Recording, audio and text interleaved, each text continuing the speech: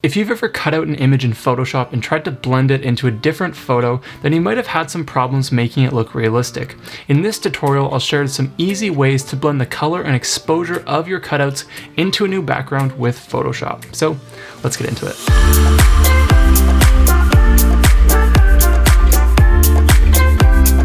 Hello friends, my name's Brendan from BeWillCreative.com, where we love to talk about photography and photo editing. And in today's tutorial, we're going to learn all about blending two photos together with Photoshop. Now, if you're like me and you learn best by doing, then you can follow along with today's tutorial by downloading the PSD file down in the description below. That way you can watch this tutorial and follow along in real time. For the first part of this tutorial, we'll quickly talk about cutting out images. Then we'll start going through the process of blending the photo into a new background. Now, this tutorial is going to be a little bit of a longer one, but there's a ton of great information in here that you won't want to miss out on, especially with the color blending tricks that we're going to use. So with that, let's hop into Photoshop and see how it's done.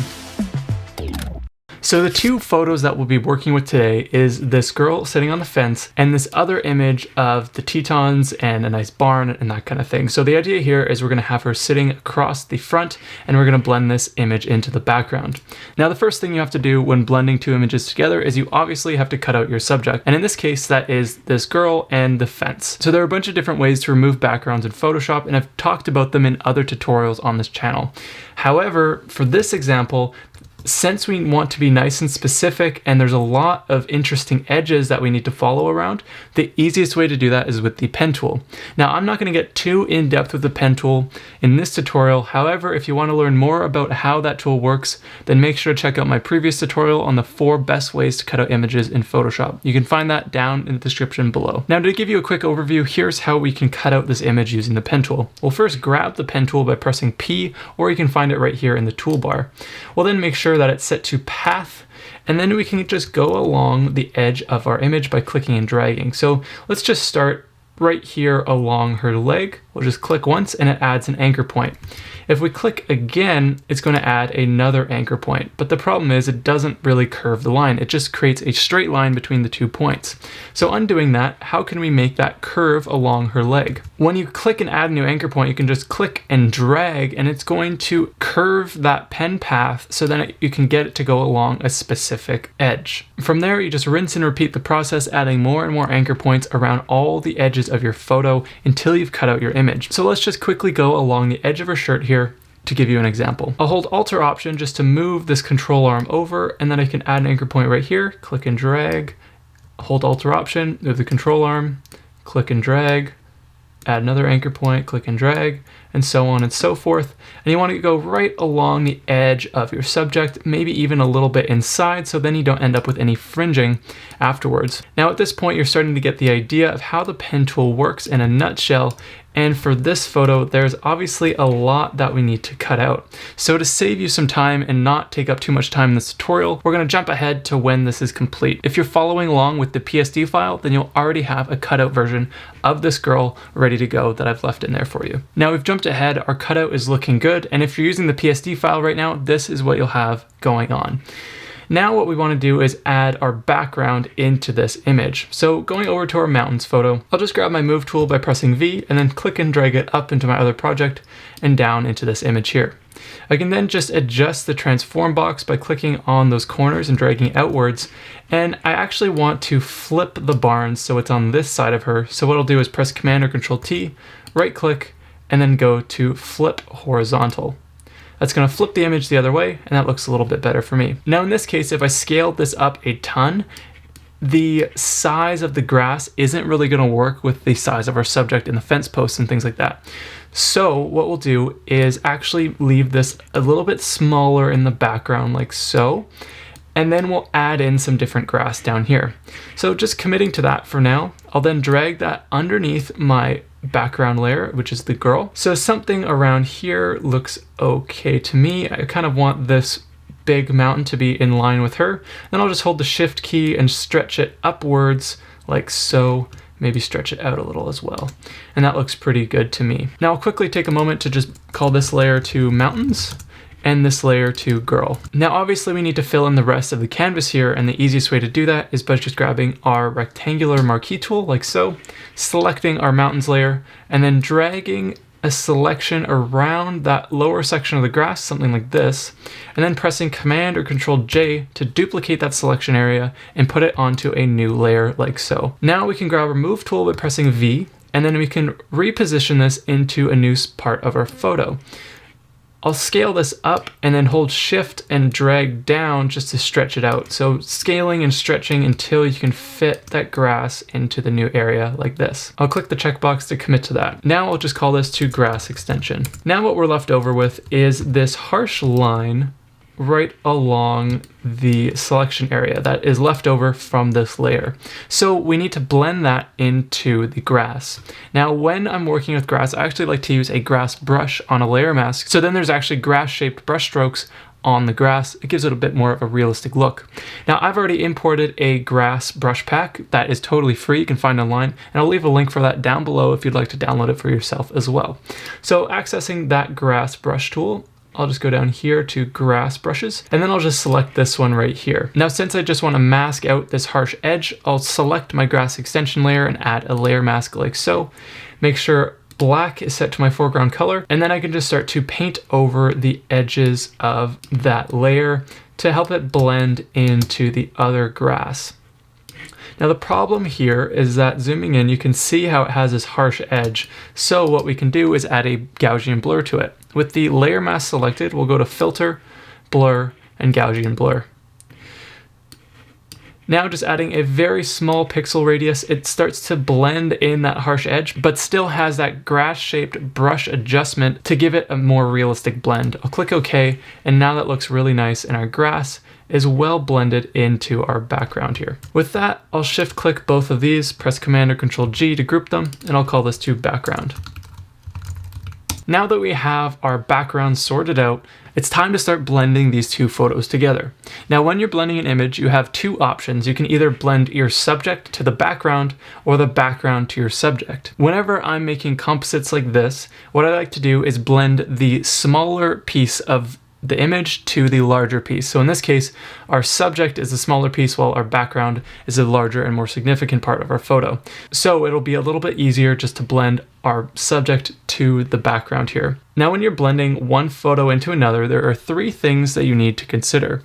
The first is your mask, the second is the color and exposure, and the third is the overall blending. So for our first step, which is the mask, if you notice zooming in here, everything is cut out really nicely and our selection looks good. However, around the fence posts here, this obviously does not blend at all. So we need to refine that and help that blend into the grass of our background image. The second step is blending the color of our model into the background. And as you can see right now, she's a little bit brighter, has more green and blue hues, while the background is more dark, has a matte look, and has more green and purple hues. So we need to take some of those color and exposure values and blend it in with our subject. And with a technique that I'll talk about shortly here, you can quickly do that just by sampling colors in your photo, and it's really, really easy. Now for the final step, you need to take the background and the subject and blend them with the exact same color and exposure values to give it a more complete look.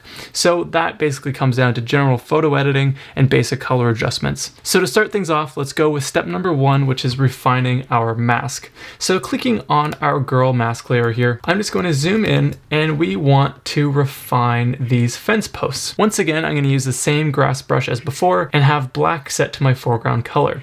So with my layer mask selected, I'll just click over top of the fence posts here just to mask out anything from the original image. Now, obviously, this is still really sharp, the same problem that we had before, as the brush doesn't really blend in with the grass. So in this case, rather than blurring it, because that would affect everything of our cutout, we'll just grab a soft round brush here and then just set the opacity to something like 20%. And then we'll just paint over this grass a few times until it's kind of fades it out a little while still giving some of that grass texture.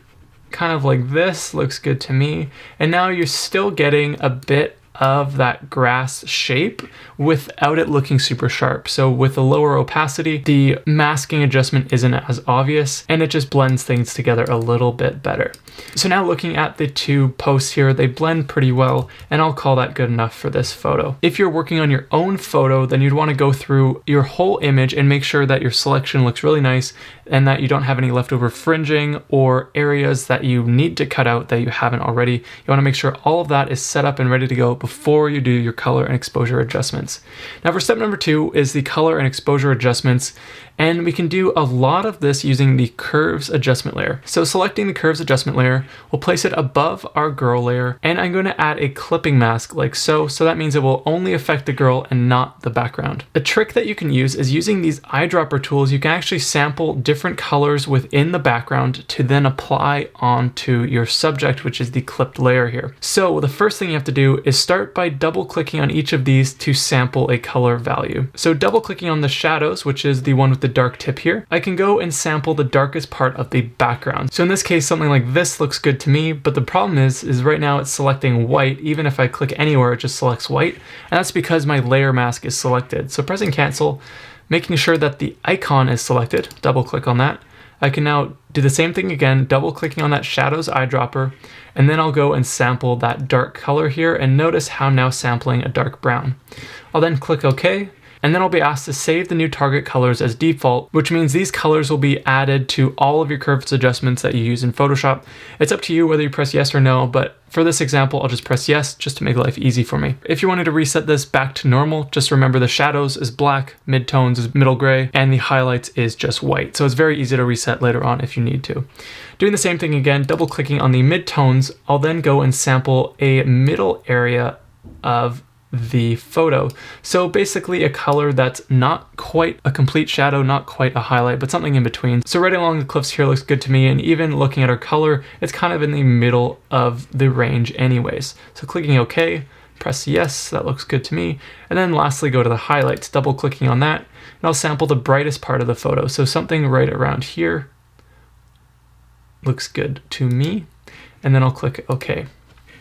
And if you're having any problems with this, just make sure that you have a sample size set to 5x5 and your sample set to all layers. Otherwise, you won't be able to sample the background like we are in this example. Now with our new base colors set for our curves, we're going to then sample those exposure values of our subject to blend those colors into our model. So starting with the highlights, I'll zoom in, set my sample size to 5x5, and then I'm going to sample just the brightest area of the photo. So in this case, her hair seems to be the brightest part.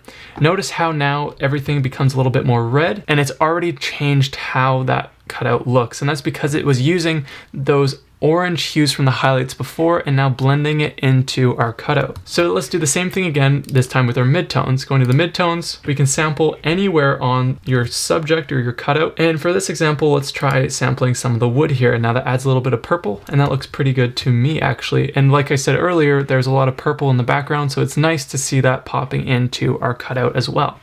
Now for the last part, we obviously need to sample our shadows. So clicking the sample eyedropper here, I'm going to sample a nice dark area of the photo, something like this. Sometimes you'll end up with a weird result, so you just have to sample in a few different areas until you get something that looks reasonable to you. So for this image, I actually sampled right under her leg here. That shadow worked really nicely for this effect. Now turning that on and off, look at the huge difference that made to help blend that color and exposure to match the background a little bit better. This is one of my favorite ways of blending an image into a background really quickly because you don't have to do a lot of thinking, especially if you're a beginner and you're not sure where to start. Using these sampled colors just makes life really easy. Now that the general colors are blended of our subject, the fence in this case just looks a little bit too new and fresh compared to the old-timey rustic feel of the barn behind it. So let's go and adjust the color and exposure of just the fence and not our subject. The easiest way to do that is by creating a selection and then clipping it to our other layer mask. Now that might sound a little bit confusing,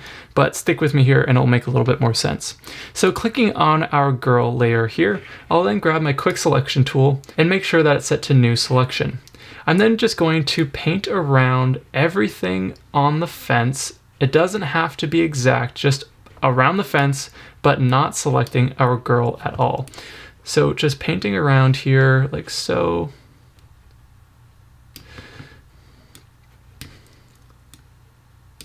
And then if you accidentally sample something you don't want, just hold Alt or Option, and then you can take away from your selection. So now with a general selection around our fence, but none of it is affecting the girl, as you can see here, we can now add this selection onto a new layer that we'll apply a color onto. So clicking on our curves layer, we'll add a new layer and then click the layer mask icon to apply that selection onto the mask like so. Then we'll grab our brush tool by pressing B and then hold Alt or Option to sample a color in the background. So holding Alt or Option, I'll click and sample one of these brown tones in the barn like this. So then that will become my foreground color.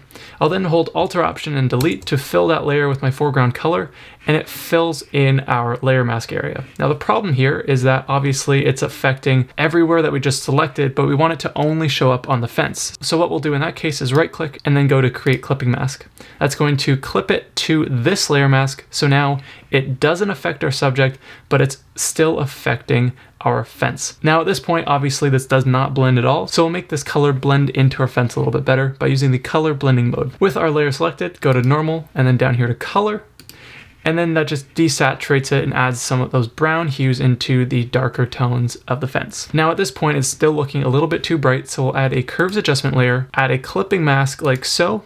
And then we want to duplicate this layer mask onto this. So we'll click on our color layer mask, hold Alt or Option, click and drag it to duplicate that layer mask and let it go like so. Now we have the same layer mask on our curves adjustment, so we can start to darken that fence without affecting anything else. So this is now affecting the exact same area as our color, and we can use it to darken the fence up, mute some of the shadows to match the grass, and then boost the highlights just a little if needed as well. So turning those two adjustments on and off, look at that huge difference that it makes to blend that fence into our background a little bit more, because obviously this just looks a little bit too fresh and new for the vibe that we're going with in the background. So this just helps to mute it down and blend things a little bit better without affecting our subject at all. So at this point, turning these adjustments on and off, look at the huge difference that we've just made with 3 easy adjustments to blend our cutout into the background. Now we need to focus on step number 3, which is blending exposure and color of the whole image into one. So now we're no longer looking at our cutout versus the background. We're now wanting to consider it as a whole, because that way you can stylize your edit a little bit more. So looking at this photo right now, our foreground looks a little bit too bright. So let's start by darkening just this edge of our foreground, just so that there's a little bit less attention being drawn down here. Before we do that, I'll shift click all my layers and press Command or Control G to group them. And I'll just call this to girl cutout. Now to darken this foreground, the easiest way to do that is just with the brightness and contrast adjustment layer. I'll drag that down like so. And then I'll grab my gradient tool by pressing G, select a foreground to transparent gradient right here. And then I'll make sure white is set to my foreground color. With my brightness and contrast layer mask selected, I'll press Command or Control and I to invert that layer mask, make everything transparent. It will now add that adjustment back in with a gradient. With our gradient tool still selected, I'll just click and drag out like so, and it's going to darken up the bottom of our image a little bit. If you want to make further adjustments, since it's already applied to our mask, you can just refine that as needed really easily. And that's why layer masks are just so helpful. So that looks a little bit better to me, turning that on and off. It just kind of mutes things down a little bit. And now let's start working on the color of the entire photo. Now for general color adjustments, one of my favorite tools to use is the color balance adjustment. So clicking on the color balance adjustment, you can then change the hue of the midtone, shadows, or highlights accordingly. Now to help your colors blend a little bit better, there's a little trick I like to use called apply image. So with that layer mask selected, we'll go up to image, down here to apply image. We'll make sure this blending mode is set to normal. Layer merged, RGB, all this good stuff here, and click OK. And that's going to apply all the exposure values of our image right now and add it onto our layer mask, as you can see right here. And that just makes those colors blend a little bit more realistically with the color balance adjustment. So within our midtones here, let's start to just stylize this edit. So let's add a little bit of blues to the midtones, maybe a little bit of red as well, and some purple just to accentuate that sunset vibe, golden hour feel. Go to the shadows, add a little bit more blue, some red, just a touch of green, and then highlights, I'll just add a little bit of yellow like so, and that looks pretty good to me there. Now the last thing I'd like to do is maybe just brighten up the mountains, make them glow a little bit more. So I'll grab my hue saturation adjustment layer, go to the reds, which is going to be the color of the mountains here, and then I'll just change that to be a more vibrant color. Now the problem is that it's affecting parts of our subject as well. So what we'll do is press Command or Control I with that hue saturation adjustment layer selected. So now everything is transparent. And we'll once again grab our gradient tool with a foreground to transparent gradient, set our foreground color to white, and then we can click and drag this down, and it's only going to apply that hue saturation adjustment onto our mountains, and it gives it a nice glowing look without affecting our subject. So with that, our image is looking pretty darn good if you ask me, and we've now successfully blended two images together with Photoshop. Let's look at the before and after of these two photos. Starting with our before image, turning that off, look at that huge difference that we've made. It still looks extremely realistic. Our subject is nicely blended. The colors match, the exposure values, and the vibe of the fence looks much better than it did before. And we've completely changed the look of this image. Now you can go even further than this with your edits and do more spot adjustments to your subject if you would like. However, for this example, I just wanted to try to keep things as simple as possible by just using a curves adjustment layer to do the bulk of the blending with our subject to the background. By using those different sampled exposure values, it's just really simple to quickly alter the exposure and color values of your cutout to match that background without having to do any guessing. Photoshop does most of the work for you, so especially if you're new to this, it makes life really, really simple. From there, it just takes a little bit of practice to identify what types of things need to be edited to help things blend a little bit more. But if you start to critically look at how your subject looks against the background, you can start to identify the little things that might need to be adjusted to help make your edit blend a little bit better and look like a more complete photo. So if you enjoyed today's tutorial and you learned something today, then make sure to hit that like button, as it really does make a difference. And I would love to see how your image turned out. So make sure to tag me at BurnWills if you upload this photo to Instagram. I would love to see how it turned out. Anyways, that is all I have for you for today. Again, my name is Brendan from BeWillCreative.com, and I'll catch you back here next time for another new tutorial. See you then.